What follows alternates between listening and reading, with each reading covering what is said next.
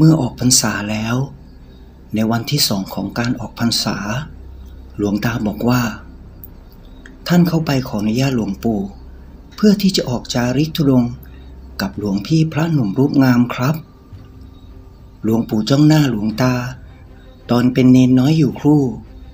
ก็บอกให้เข้าไปนิมนต์หลวงพี่พระหนุ่มรูปงามให้มาหาท่านไม่นานพระหนุ่มรูปงามก็เข้ามาก้มกราบหลวงปู่หลวงปู่ก็ถามว่าถ้าเนนน้อยไปด้วยท่านจะสะดวกหรือไม่ท่านก็ตอบว่าท่านไม่มีปัญหาอะไรครับเพราะรู้อยู่แล้วว่าหลวงตาตอนเป็นเนนน้อยท่านเป็นเด็กกำพร้าครับหลวงปู่นำมาเลี้ยงดูและให้บวชเป็นเนนน้อยอยู่ในวัดเมื่อถึงวันที่ต้องออกเดินจาริกธุดงค์หลวงตาตอนนั้นเป็นเนนน้อยก็มากราบลาหลวงปู่หลวงตาเล่าว่าท่านร้องไห้ตลอดเวลาเพราะคิดถึงหลวงปู่แต่หลวงปู่ยิ้มและบอกท่านว่าใช่ว่าจะไม่ได้กลับมาออกไปหาความสงบของจิตใจนะตั้งใจปฏิบัติเชื่อฟังหลวงพี่ให้มากหลวงพี่รูปงามรูปนี้จะช่วยให้เนนน้อยมีปัญญาและเข้มแข็งในธรรมะปฏิบัติครับเมื่อถึงเวลา1 พระ 1 เนนก็มุ่งหน้าขึ้นเหนือออกเดินทางจากวัดทันทีครับท่ามกลางความโศกเศร้าและอาลัยของชาวบ้านที่มาส่งพร้อมส่งเสียงอวยพรกันเซ็งแซ่บ้างก็บอกว่าปีหน้าให้มาเข้าพรรษาที่นี่อีกนะหลวงพี่รูปงามยิ้มให้ญาติโยมน้อยๆแล้วก็หันหลังพาเนนน้อยเดินเข้าป่าใหญ่ทันทีครับหลวงตาเล่าว่าหลวงพี่พระธุดงค์รูปงามเดินไปในป่าใหญ่เรื่อยๆอย่างสำรวมครับไม่พูดจาอะไร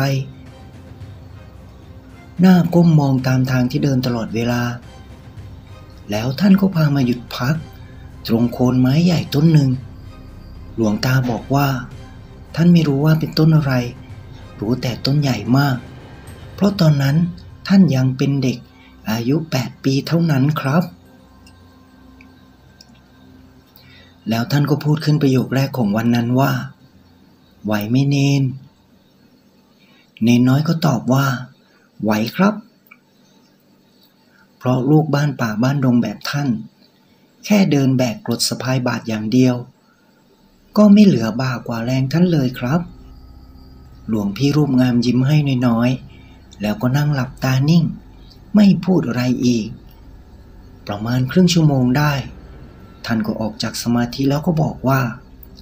เราจะเดินไปปักกรดที่เชิงเขาลูกโน้นแล้วก็ไม่พูดอะไรพาเนนน้อยออกเดินต่อไปทันทีครับแบบไม่รีบเร่งมากไปเรื่อยๆแต่ก็ไม่ได้พาหยุดครับจนตะวันบ่ายคล้อยท่านก็มาถึงบริเวณเชิงเขาซึ่งข้างหน้ามีไกลมีน้ำตกที่มีแอ่งน้ำอยู่ข้างหน้ากว้างประมาณ 3-4 เมตรได้ครับแต่ความลึกหลวงตาบอกว่าน่าจะลึกน่าดูเพราะมองลงไปแล้วดำทะมึนไม่เห็นพื้นหินท่านก็บอกให้หาที่ปักกฎเอาให้ตรงกับจริตของตนภาวนาพุทโธให้ได้ทุกอริยบทแล้วท่านก็ปักกฎตรงใต้ต้นไม้ต้นหนึ่งไม่ใหญ่มากครับพอจะมีกิ่งก้านยึดเกี่ยวกฎให้ห้อยอยู่ได้อย่างแน่นหนาส่วนหลวงตาเนนน้อยท่านบอกว่าท่านได้ต้นไม้ต้นหนึ่งซึ่งชิดกับโคนหินใหญ่ก้อนหนึ่งเป็นที่ปักกฎครับห่างจากหลวงพี่พระภิกษุรูปงามไม่ถึง10 เมตรครับเพราะท่านบอกว่าช่วงธุดงค์แรกๆให้อยู่ใกล้ๆท่านก่อนแล้วท่านก็บอกให้ไปส่งน้ำโดยใช้วิธีตักขึ้นมาอาบห้ามลงไปแช่ในน้ำเด็ดขาดครับในการอาบน้ำของพระธุดงค์ก็จะใช้ประโยชน์จากผ้าอาบน้ำฝนมานุ่มแล้วตักน้ำราดตัวครับ อาจจะใช้ฝาบาตรหรือแก้วน้ำอลูมิเนียมที่ติดมากับกาต้มน้ำซึ่งกาต้มน้ำกับผ้ากรองน้ำก็จะขาดไม่ได้ครับเพราะต้องต้มน้ำฉันป้องกันเชื้อโรคผ้ากรองน้ำก็ต้องกรองน้ำฉันกรองฝุ่นกรองสัตว์เล็กๆที่อาจจะมีครับเมื่อชำระร่างกายพอให้สะอาดสะอ้านไม่สกปรกมากท่านก็ให้เนนเริ่มสวดมนต์เดินจงกรม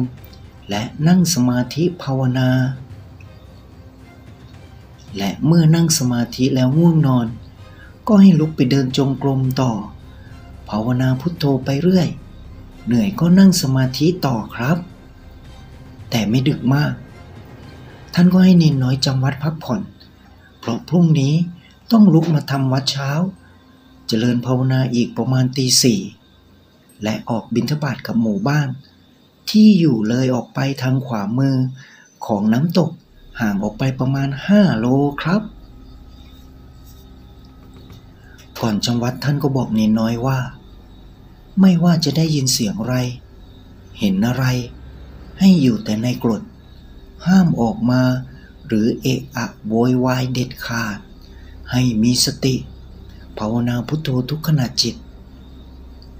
เนนน้อยก็รับคำโดยง่ายครับตกดึกเนนน้อยก็ได้ยินเสียงคลืดคลืดเหมือนเสียงจะมาจากทางน้ำตกและเสียงก็ดังๆหยุดครับแต่เสียงเหมือนจะใกล้เข้ามาเรื่อยๆแล้วเสียงนั้นก็เหมือนจะมาหยุดอยู่หน้ากรดของหลวงพี่พระธุดงค์รูปงามครับเนนน้อยค่อยๆลุกขึ้นไปเพ่งมองไปทางกรดของหลวงพี่พระธุดงค์รูปงามนั้นตอนแรกเนนมองเห็นเหมือนเป็นเงาตะคุ่มพลุกโผล่อยู่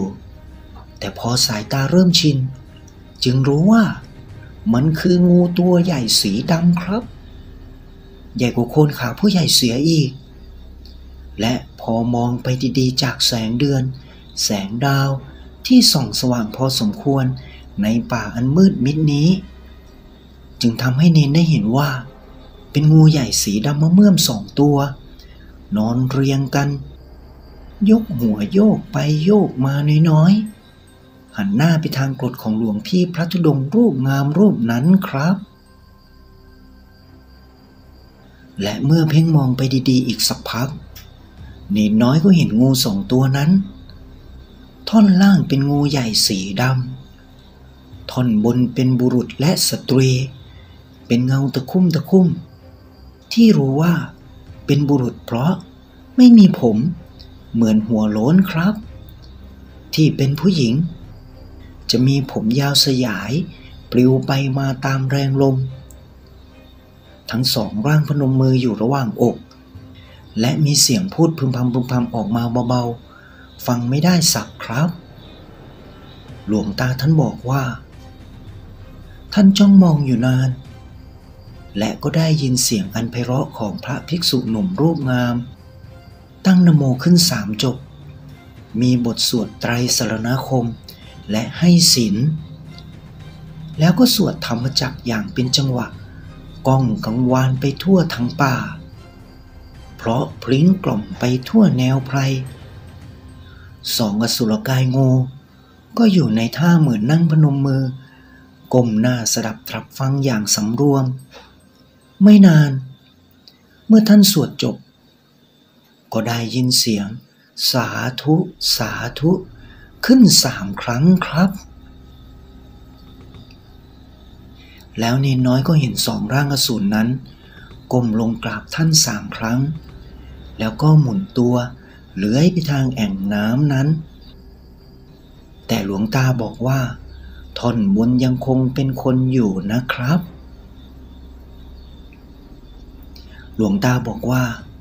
ตอนนั้นพอท่านกำลังจะหลับก็ได้ยินเสียงเหมือนมีกลุ่มคนเดินออกมาจากป่าฟากน้ำตกเสียงเดินเบาๆครับสะท้อนไปมาในความเงียบของราตรีการแล้วเสียงนั้นก็มาหยุดอยู่ตรงหน้ากรดของหลวงพี่พระหนุ่มร่วมงาม เนนน้อยค่อยๆเอียงหน้าเพ่งมองก็เห็นกลุ่มคนเหล่านั้นเหมือนจะใส่ชุดขาวกันทุกคนครับเหมือนพวกที่มาจำศีลนั่งลงแล้วก็ก้มลงกราบพร้อมกันแล้วก็มีเสียงของชายห้าวกังวานดังขึ้นว่าพวกเราอยู่ในหมู่บ้านตรงเชิงผาข้างหน้าเห็นท่านกับเนนเดินมาตั้งแต่หัวค่ำแล้วกลิ่นศีลกลิ่นธรรมของท่านหอมเหลือเกินครับพวกเราจะมาขอไตรสรณคมและศีลห้ากับท่านครับพร้อมยื่นประเคนกาน้ำที่มีน้ำสะอาดอยู่เต็มให้ท่านพร้อมกล่าวว่าขอให้ท่านรับน้ำสะอาดที่มีอยู่ในบ้านเมืองของเราเพื่อเพิ่มบุญให้พวกเราด้วยท่านรับประเคนแล้วก็ให้ไตรสรณคมพร้อมศีลห้าแก่กลุ่มคนที่มาแล้วเขาก็ขอฟังธรรมะกับท่านก็กล่าวว่าจงพึงใจในสิ่งที่มีและจงหมั่นสร้างความดีให้เพิ่มพูนเมื่อท่านพูดจบผู้ชายคนเดิมก็กล่าวขึ้นว่าการน้ำนี้ท่านจะเอาไปด้วยหรือตั้งไว้ตรงนี้ก็ได้พวกเราถวายท่านแล้วครับแล้วกลุ่มคนเหล่านั้นก็ก้มลงกราบท่านแล้วพากันเดินกลับทางเดิมแบบเงียบๆไม่ได้ส่งเสียงคุยกันแต่อย่างใดเลยครับหลวงตาเล่าว่าท่านเผลอหลับไปตอนไหนไม่รู้ได้ตื่นขึ้นมาอีกทีก็ตอนที่ได้ยินเสียงคำรามในลำคอเบาๆและกลิ่นสาบสางเหม็นเหมือนสัตว์ตายซากอย่างรุนแรงและเมื่อท่านมองฝ่าความมืดออกไปนอกกรดท่านก็ต้องใจหายเมื่อเห็นเงาเหมือนแมวแต่ตัวใหญ่กว่ามากครับท่านสำนึกได้ทันทีว่านั่นน่าจะเป็นเสือแน่ๆท่านนอนตัวเกร็งทำอะไรไม่ถูกท่านมองเห็นมันเดินไปเดินมาแล้วก็เข้ามาจดจ้องอยู่หน้ากรดของท่านครับไม่นานมันก็ส่งเสียงคำรามขึ้นก้องป่าแล้วก็ทำท่าเหมือนจะตะปบเข้ามาที่กรดของท่านครับขณะที่มันเงื้ออุ้งเท้าขึ้นเพื่อตะปบเข้ามาที่กรดของท่านอยู่นั้นท่านก็ได้ยินเสียงควับเหมือนไม้เรียวเล็กๆแหวกอากาศมาอย่างเร็วแล้วได้ยินเสียงเพี้ยเพี้ยเพี้ยแล้วก็เห็นเสือตัวนั้นร้องโฮกฮ่ากระโดดไปกระโดดมาเหมือนหลบอะไรพร้อมส่งเสียงคำรามร้องเหมือนตกใจและเจ็บปวดไม่นานมันก็กระโจนหายเข้าไปในป่ามีแต่เสียงคำรามโฮกฮ่าดังแว่วมาด้วยความโกรธเกรี้ยวครับพอตีสี่เนนก็ลุกขึ้นมาสวดมนต์ทำวัดเช้าและทำสมาธิเดินจงกรมพอฟ้าสาง